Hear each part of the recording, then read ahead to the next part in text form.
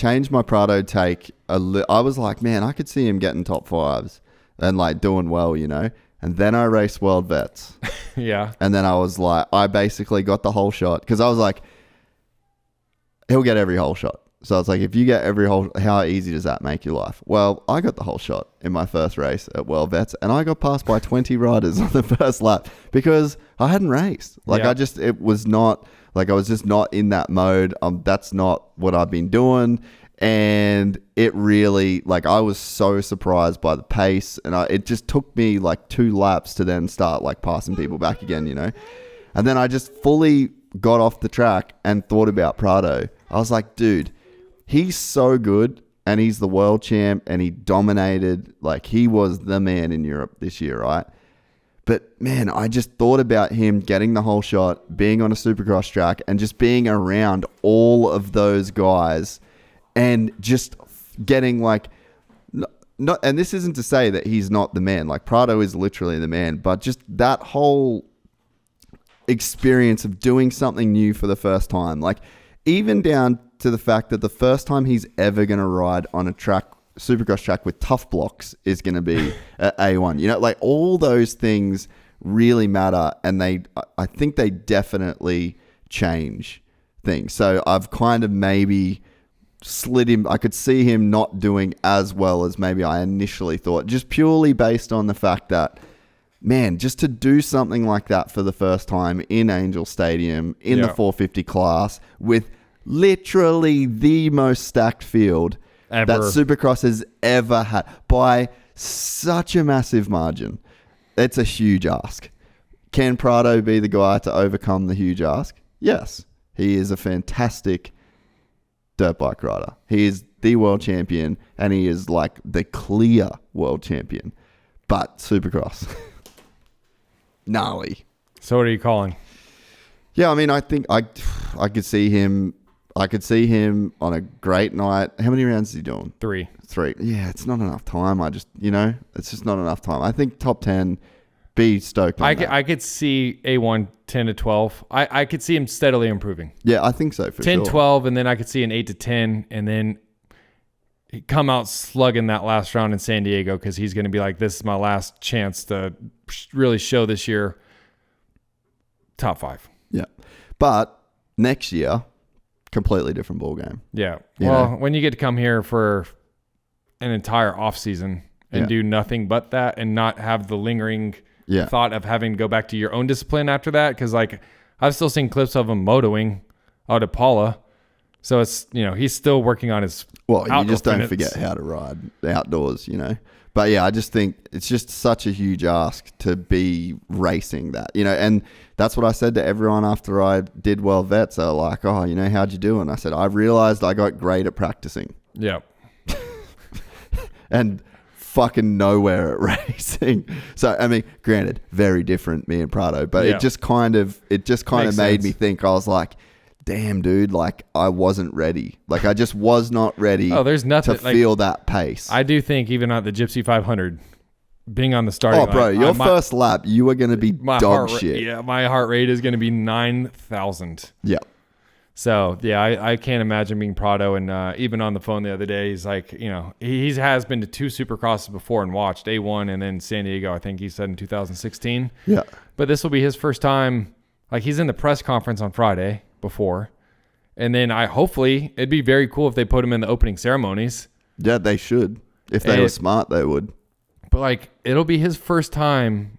Granted, he's done Motocross of Nations and stuff. Like he knows what it's like to race in front of that amount of people, but not with stadium lights, everybody's encircling you, right? And the thing is, like, no one in the 450 class is going to give a fuck about him. Yeah, no. Like that's the other thing, right? There's a bit of chivalry, if you can call it that takes place. It's like, okay, you're going to be here for 17 rounds. You're going to be here for 17 rounds. You're in the championship hunt. Like there's some social dynamics that are inevitably at play when you're racing a series like this. They're all guys that have raced each other before. Prado is in the way. And nobody cares about him. They're like, dude, you're here for 3 rounds. Get the fuck out of my way. Yeah. Like, let the big kids handle business. Like, this is cute that that's the frame of mind that these top dogs are going to have. Yeah, like Jet, Hunter, Coop, anybody's going to be like, dude, get out. Sorry, bro, but you're out. And it's like, even Prado, like, I can see him not wanting to get in the way. And it's like, even that is too much to think about racing the 450 class. But you would think he has his own expectations, and I don't think he would have done this if he didn't think he could be somewhat competitive. Well, there's no way in the back of his mind he's thinking 10th or 12th is going to cut it. No, and I just think he's a gamer, dude. Yeah. You know, like, that was one of the coolest things about the podcast that we did, is like, he just straight up would just like talk shit on Jet. And he can. Why? Because he's beat him on a 450. And there's only 2 other dudes that can say that, you know? So it's like, he's as real as it gets. Yeah. And he won, for people that don't follow the MXGP championships, he won that series by so much. Like, he smoked those dudes, and they are fucking amazing. So he's real. So this is...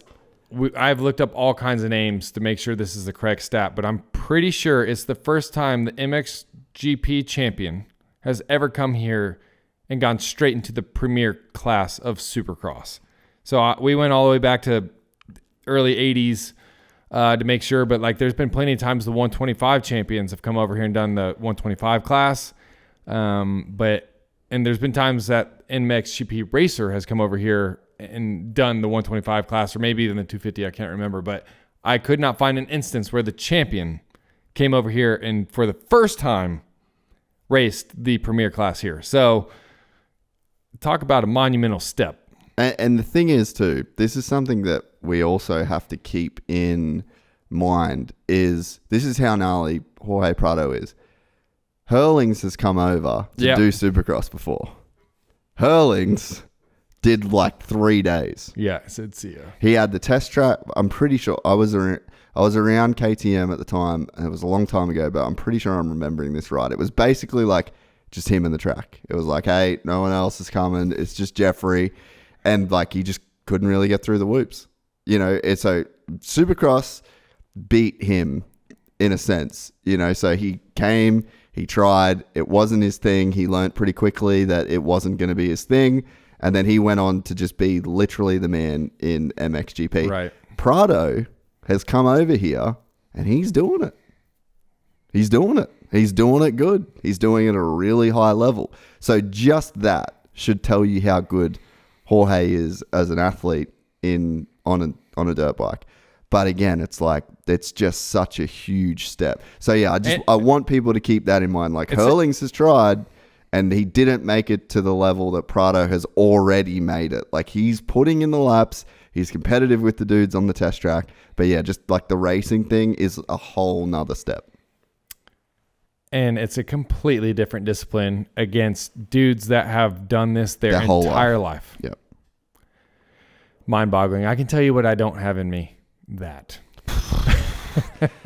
I don't have Supercross whoops in me ever. I mean, I don't even know what would be a good metaphor for like doing something different like that in life, but it takes, like you said, he's a gamer. I'm a gamer at most things, but I don't know. That's why Jorge Prado is Jorge Prado. Yeah. I'm here we are. We're podcasters. Those who can't do talk.